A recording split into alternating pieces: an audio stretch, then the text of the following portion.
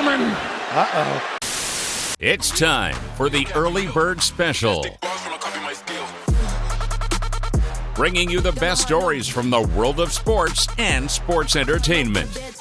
Now, here are your hosts, Sparky and Burdick. Welcome back, Early Bird Special, Hour 2 here on this Thursday, 14th day of August. We got to talk a little entertainment because there's been plenty of movies that have been coming out and they have been fantastic. And before we do that, if you'd like to win some tickets to Bakersfield Brunch Fest, just text in the best movie you've seen this year so far to 661-842-2000, and we'll throw ours out at the end of this segment with the beautiful, the smart, the intelligent, the Michael Hopper. Best movie I've seen so far this year made like 5 cents at the movie theater, and that was Eddington. Really? Yeah.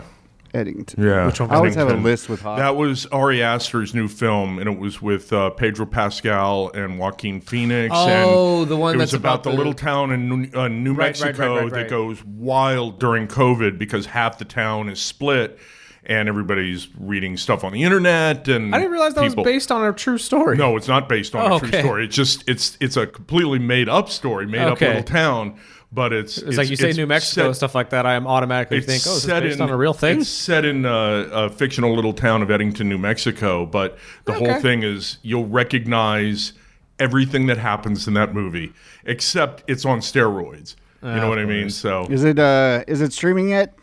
Or do I don't think so. I don't think so. I haven't seen it because I'm looking forward to watching it again. I really enjoyed it the first time. That's been my issue. That's not to disparage any of the other films that are out this year, but my I'd say issue's that was been the best one. getting them on Vudu Voodoo Fandango, whatever the hell it's called now. But I'll get really pumped to see a movie. I'll buy it. We'll watch it as a family, and then the next week it's streaming. I'm like, yeah, doesn't that make you mad? Yeah, exactly. But my favorite's got to be either Fantastic Four or Sinners. Sinners was a really good movie. Sinners was a very good movie. Sinners is mine, but that's only because I haven't seen Fantastic Four yet. We had you on right after Superman, but I believe Burdick's going to try to watch it tonight. Oh, no, I've seen Superman. Okay. I've seen Superman. What'd you I think? haven't seen Fantastic Four. I thought it was fantastic. I don't get the whole woke thing. I really don't understand everyone's hate around it. That woke thing was just... That's people trying to grasp at something that really wasn't there. Yeah, because there was nothing out of ordinary or suspicious about that movie. It was just a good 1970s Superman comic movie. I do have 3 major gripes against it, though. Oh, here we go. Oh, here we are. I know, I'm sorry. I have to have something to nitpick. 1, Ma and Pa, way too old. Way too old. We're talking about grandma and grandpa, like way too old. I'm sorry, like, or at least their demeanor was. You mean they were older than like Glenn Ford and that old lady in the very first Superman movie? Fair. This is ageism, bro. They were old country people, man. I'm so glad that Hollywood didn't take the route of everything. Look, I love Marissa Tomei. But she's never going to be a real Aunt May, right? Because your whole thing is you don't want to take Aunt May out. And the same thing, I don't want that feeling about Ma Kent being played by Diane Ladd. You know what I mean? I don't want that. Looking like she's about to keel over, though. But looking like an average mother from the Midwest? Like an average grandma kind of person? I did love the accents. The accents were perfect. And I was like, finally, somebody with a Kansas accent. And that dude that played Pa Kent he's been in a billion things. He's been in a million movies, and he had that little tiny part. And he always plays like really crazy guys. He was the real crazy guy in Identity, if you remember that movie. He was the dude that was actually strapped to the chair, and John Cusack was phasing in and out of reality. That was him. And he's been in tons of movies like that. He was in one episode of The Walking Dead where Shane lets him get eaten by zombies. And so anyway, it's I thought it was a good thing. What's your third thing you thought? I'm sorry. No, my second gripe is Jimmy Olsen is a ladies' man. Like, I get having informants and stuff like that give you info and stuff on the inside. That's a journalism thing. But am I really gonna believe that Jimmy Olsen the dweeby kid photographer is the one. Sparky, he's not really dating much right now, is he? I don't think so. I don't think so either, man. Would you guys calm down? I'm dating fine. As a comic book fan, my issue with Jimmy Olsen in that movie, it's not a big issue, but he was a better star reporter than Lois Lane, who was supposed to be the star reporter of the Daily Planet. You know what I mean? And that kind of threw me off a little bit. I mean, you have Lois Lane, but it's Jimmy Olsen that's doing the snooping. You know what I mean? And it was supposed to be the opposite, but it's a new version of Superman, so I kind of let it go. But here you're talking about his dating life. No. I wasn't expecting that. I was really Jimmy Olsen, who I'm just used to being the dweeby kid that follows around Lois, is now somehow the talk of the town, is more of a draw than Bruce Wayne. Like, that is ridiculous to me. He's got women swooning. Where was Bruce Wayne in that movie? No, that's not what I meant. I meant he's more of he's a playboy kid, man. I mean, and he works for a nice newspaper. He's got a good job, man. Good job. What's the third one? And what's your other complaint? The other complaint's not necessarily a complaint. It is just more of what I noticed. But Superman really does get his butt kicked in the vast majority of this movie. Yeah, he's not the invincible Superman that we have seen in the past. He's more of a Superman that's more of akin to when Superman, like when you see the old comic or the old, comics or the old movie serials, that dude didn't even fly. He jumped everywhere. That was how Superman got around. And it wasn't until he was able to sustain that flight that suddenly became a thing. And this is, giving Superman some vulnerabilities, I think, is important, not just to him normally he's either vulnerable when he's in love with Lois Lane or he's vulnerable when he somehow gets his powers nullified.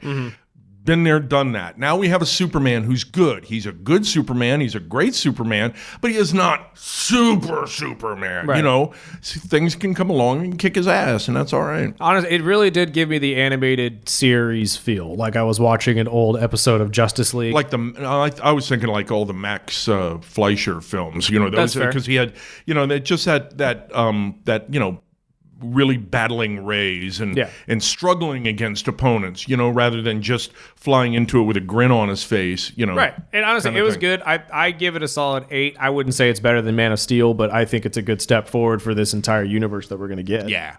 Well, I'm glad you saw it, but you really need to get on the stick and see Fantastic Four. I know. Yes. I'm behind. And if you're lucky, you want to go see Weapons too, which is another film I would highly recommend. I love that movie. Let's start with Fantastic Four. Obviously, you guys know more about the history. I was pumped to see what I thought was going to be Silver Surfer. Is it not the Silver Surfer? Yeah. It's canon Silver Surfer. It's just not the Silver Surfer we're normally used to seeing. Well, it seemed like they were going to set up... had an extended background from his planet, and there were other Silver Surfers. So this is one of the Silver Surfers. Which seems like that they're going to set up another side with that one. I think they can do that, and I would like to see more of an expanded. So that didn't really bother me. But once I saw the face of her, I was like, oh, my God. Yeah, like, she's in everything. Wow. Right now. I was pumped. Julia, what is her name? Natasha? No, not Natasha Lyonne. Natasha Lyonne's a redhead that was flirting with... Oh, yes. That was the one that surprised me, too. Yeah. There's been so many... Flirting with Ben Julia Grimm. Garner. The cast Julia of Garner, Fantastic Four was incredible, I thought. Not only that, but the one of the Fantastic Four, which I was telling him from Stranger Things, Eddie Munson. I was like, how do I know this kid? So I spent the first hour trying to knock my head into who the hell is that. The minute I see an actor's face and I can recognize it, I was like, oh, I know exactly who you are. 90% of the time I do, and I'll say it in my family. Oh, I know that guy. The thing about the Fantastic Four that I really, really, really liked, that really grabbed my heart and made me love this as a comic book movie, was Galactus. Yes. And Galactus was awesome. Now, let me ask you, did you see this in IMAX? Yes. Okay. You saw it. That's what I'm trying to convince our young friend. No, actually, we saw it in 3D. Oh, you saw it in 3D? Yeah. Okay. If you see it in IMAX, it's interesting because anytime Galactus comes on the screen, especially in full shots, the aspect ratio of the theater changes. The screen changes, so it'll show his gigantism.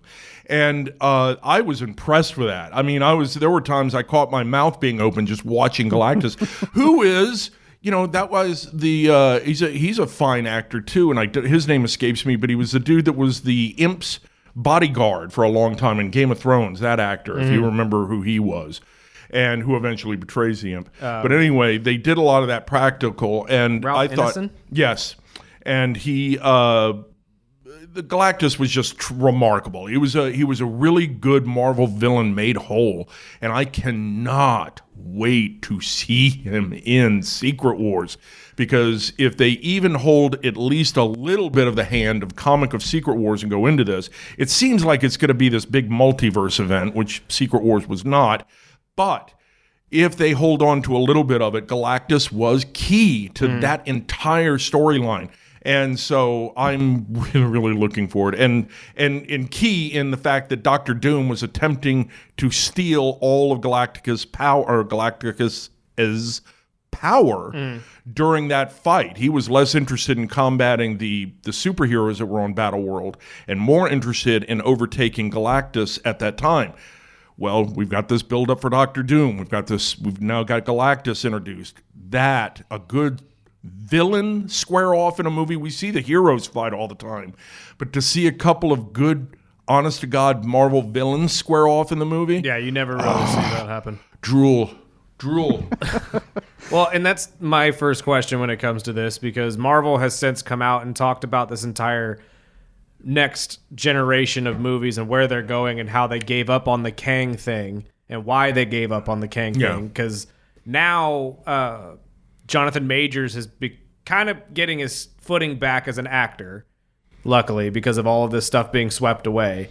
And Disney came out and said, or at least the leader of Feige came out and said that they were already planning on moving on just because Kang wasn't a big enough character. And see, I think they probably drew that conclusion somewhere in around the time that Jonathan Majors was having his issues. Exactly. Because which made it look a lot worse, because it made it look like they were getting rid of him because of the lawsuit and all of that type of I stuff. will paraphrase the 50th anniversary of Jaws, and I will paraphrase that movie and say, when you say Kang the Conqueror, people go, huh? What? Yeah. You say Doctor Doom, and you got a line out the door on the 4th of July for that film.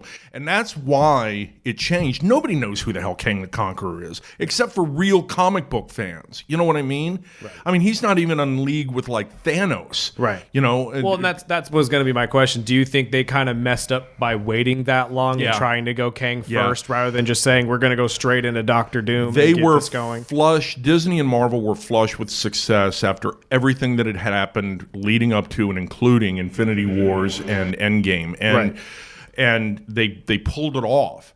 And being flush with success, they threw stuff up against the wall after that just didn't even stick, like the Invasion, the Secret Invasion series, which is the single worst thing that Marvel has ever put out, and a couple of other, the Iron Man 3 and 93 and 2000s movies too. What do you mean? Are we counting those, like the Daredevil and the old Punisher movies? No. I'm talking about I'm just saying that when they were flush with success, it seemed like they lost control of the reins, and now they're getting it back into control again.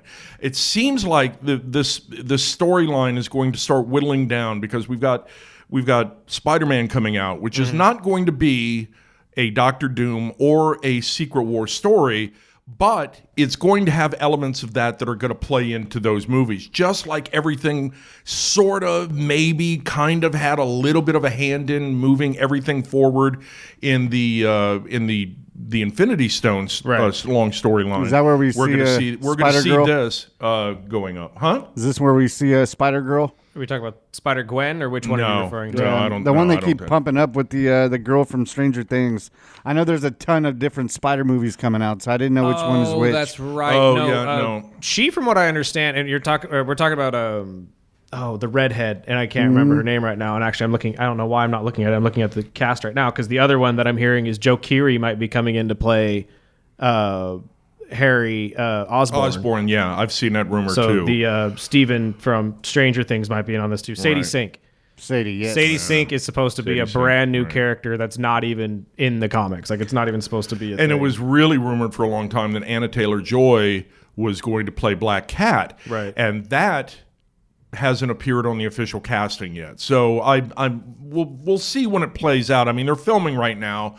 A lot of it'll end up coming out as things go. But the point is that I think they've reined it in. And now they're moving towards this new big point, which is going to end up being Secret Wars and probably Secret Wars Part 2. Right. And but first we're going to get Avengers Doomsday, which is going to be a big one. So. How do we feel about Pedro Pascal stepping in to be the new face of the Avengers? Because that's essentially what we're going to get. Because he's already the face of everything else. Maybe. I think they would be better off, in my opinion. Benedict Cumberbatch at one time said he was just like Chris Hemsworth, and he said, I'll do as many of these movies as they want me to make. Right. Yeah. Which is fantastic because I think he's a great Doctor Strange. They're already working on the next Doctor Strange movie, which is going to work into all of this. And I would like to see him be the leader in the face of the Avengers.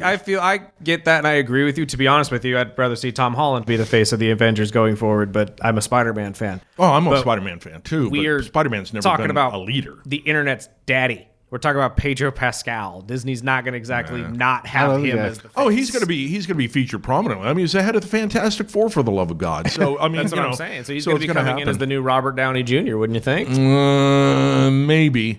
Like, we'll see. I could honestly see them doing a tandem of a Robert Downey Jr. and a Chris Evans thing with him and Cumberbatch, which would honestly be pretty interesting going forward. But the thing that I'm really interested in seeing is how Spider-Man and the Punisher are going to try to subdue a new Savage Hulk. Yes, that is going to be has the hairs on the back of my neck just standing on end, just like a nerd I am. Well, just speaking of recent movies that came out, Weapons came out last week, which I was in line. I saw that Sunday with the family.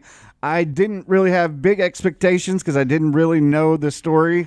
I knew the trailer, but I don't think anybody knew the story. No, but they kept it nice and secret. Great movie. I enjoyed the hell out of it. And what surprised you most about Weapons? What surprised you about that movie? I liked how they break into different stories within that same couple days.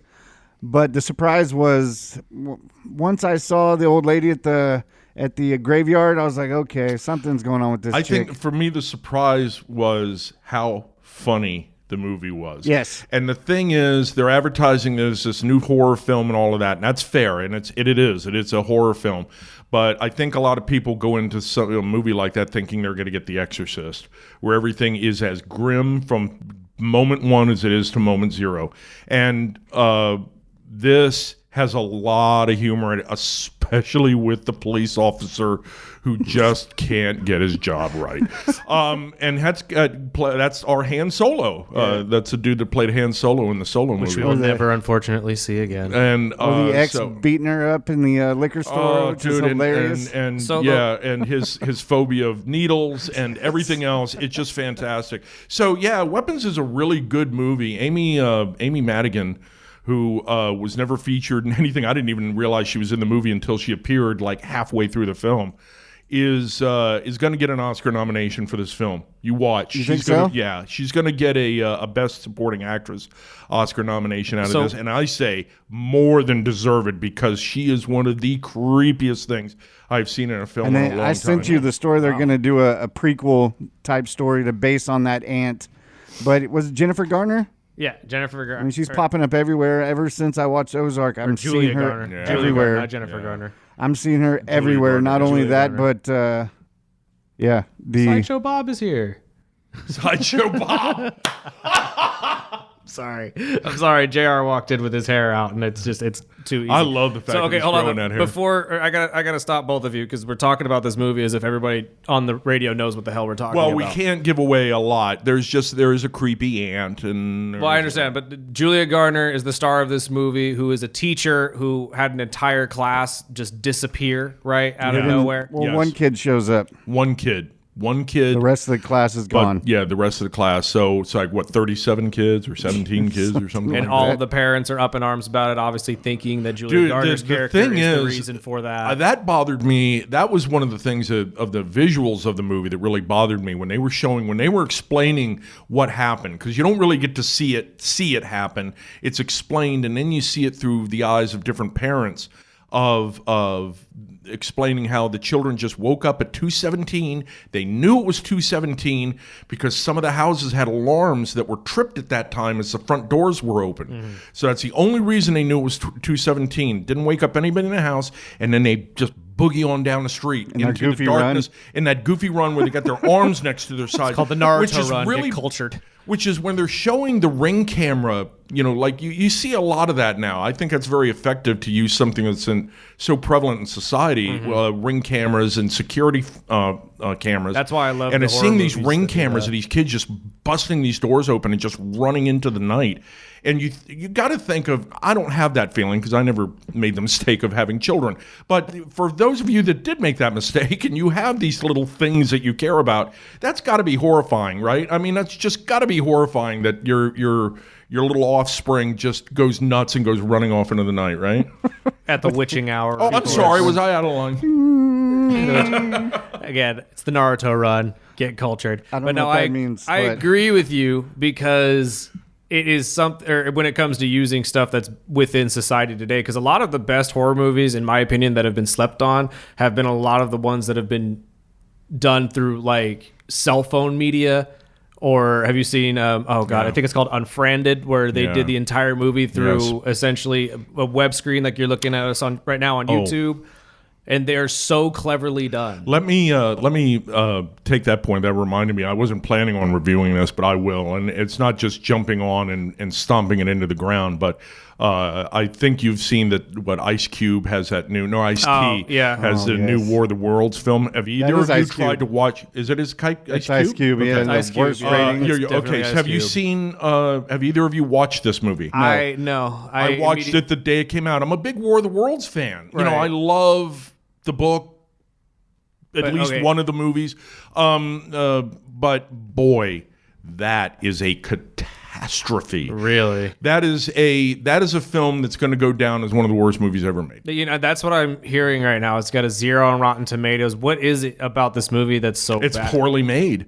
It's just the concept was okay. So basically the concept is, and we were talking about modern society, is a guy who monitors security cameras, and he's very good at it. That's his job somehow, is that he monitors telephone security, and he's got banks of computers that help him with this. And he starts to see the invasion unfold through the cameras. Yeah. In other words, he's picking up feeds from London. He's picking up feeds from New Delhi. He's picking up feeds from Hawaii. He's picking up feeds from Moscow. And he's starting to see what's happening worldwide. And then that integrates to, how he's trying to help his family through the whole thing. Boy, is that like I said, the concept, solid. I had no problems with that. But the approach But and the how they did approach it. was really, really That's bad. unfortunate. Real bad. Things like he'll throw his glasses off and throw them across the room, and then they'll cut to him looking at the screen, and then he's looking at the screen again, and his glasses are on. I mean, those are just small things, but on top of the fact that nobody in the movie seemed to be able to act, including Eva Longoria, who I don't understand her being in movies at all. She blinks real good, but beyond that, I don't get what the talent is. I say the same thing about Keanu Reeves, but I get a lot of hate for it. Love Keanu Reeves. He's a great person outside the movies, but there's reasons why he doesn't talk as much in John Wick, and I just think he's a horrible, horrible actor. That's just my opinion. Whoa. Hey? That's what I'm saying, man. He doesn't understand Bill and Ted's excellent adventure. I grew up with Bill and He doesn't Ted. get- But that's as far as the acting went. You saw that movie. Strange things are afoot at the Circle K. The government is going to pay me to surf. But is there any movies you're looking forward to? Obviously, with Nobody 2 coming out this week. I'm looking forward to Tron. Tron is going to be great. Something else that just came out was on video on FX was the new Alien Earth series, and I watched the first 2 episodes of that. Okay, where does this fit in the story? Okay. I've heard multiple answers. I to this don't question. really. I'm not going to say it's. I don't think it's as gushingly wonderful as most of the reviews that are coming out of it. I liked it. The timeline is evidently set a couple of years before the Nostromo ever leaves orbit. Okay, so it's before the first movie ever I think takes so. place. Now, there's controversy in that because evidently one of the producers is saying no, but this is how supposedly, this is a new interpretation of it, how the main company, the Weyland Institutes and all that, came to be introduced to the alien species. They were actually caught by another company, or no, Weyland captured these aliens. My fault. Captured these aliens with a special crew. It was a scientific vessel they sent out, and they actually were able to get specimens, contain them. That didn't last. Naturally. And as the ship returned to Earth, it lost complete control, and the only person on board that was quote unquote alive was the ship's android. Naturally. And he can't control anything. He just braced for impact. So this huge spaceship comes back to Earth.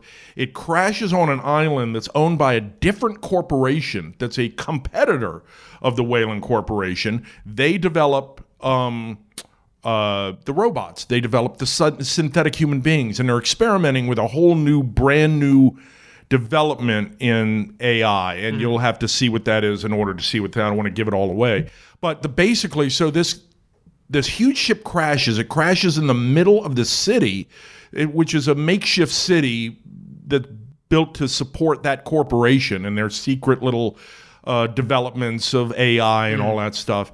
And right now, the first 2 episodes have been, let's go into the spaceship and see, search and rescue.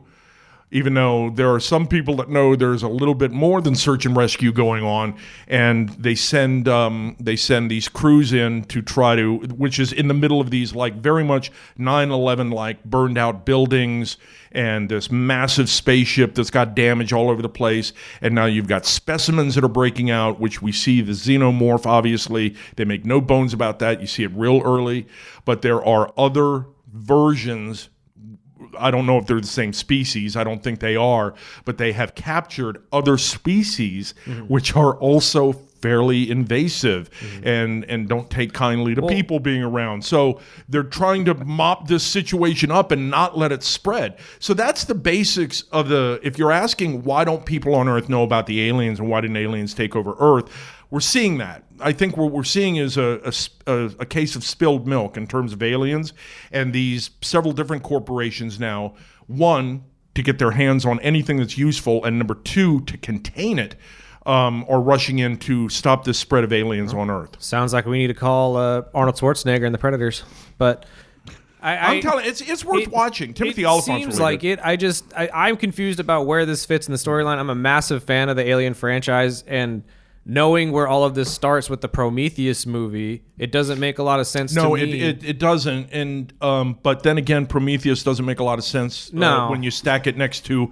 Alien versus Predator or Alien versus Predator. Well, I kind of separate those. The AVP movies I separate from the rest of the Alien. And then franchise. where does but why? I know. It's more of a cop-out. You know what I mean? For me. Absolutely, it's more of a cop-out. And it's a because you're right. Well, technically, AVP 2 would be this show.